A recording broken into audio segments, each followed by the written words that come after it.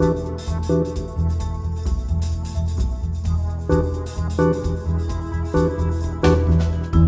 the fall of 2008, as part of All Fired Up, a celebration of clay in Westchester, ArtsWestchester presented the blockbuster exhibition Confrontational Ceramics.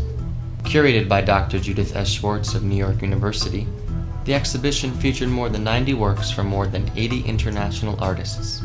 I've uncovered a group of artists worldwide, internationally, who are picking up the material because of its incredible possibilities and are dealing with issues that are paramount to our times.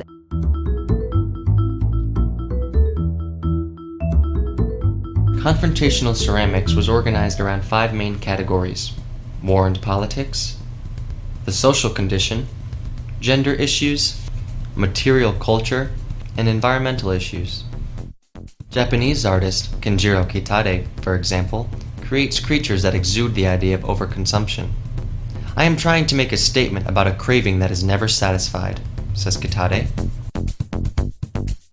Curator Judith Schwartz refers to these artists as visual philosophers, helping us to understand inequities in the social condition in ways that words cannot, because a ceramic piece freezes a moment in time, requiring us to stop, meditate, and contemplate.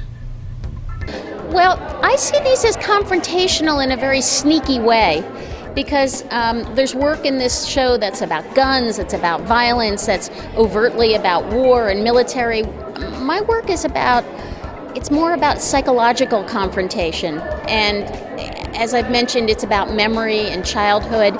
It's about a kind of ambivalence that we all have about our childhoods and our memories. So it's confrontational in a sneaky and psychological way. Artist Cynthia Cosentino, for example, often challenges deeply held assumptions about gender roles by juxtaposing objects of power and violence with traditionally feminine subjects. My name is Anna Adler. This is my work. I had been making a series of these doll creatures which were associated with various memories and fears that I've had probably since childhood, but also deal with various fantasies of the future and the past.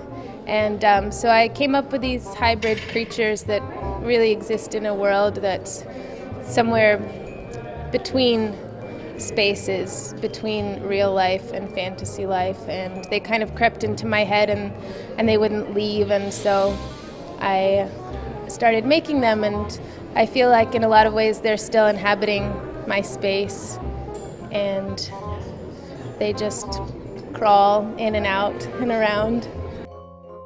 In his piece, The Trouble with Mexicans, artist Russell Biles imagines the crew of the Starship Enterprise holding back an angry mob from harming Mexican immigrants, offering a satirical analysis of the illegal immigration debate.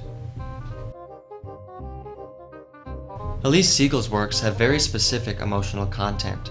Her work addresses the social construction of the body as well as the politics and psychology of identity.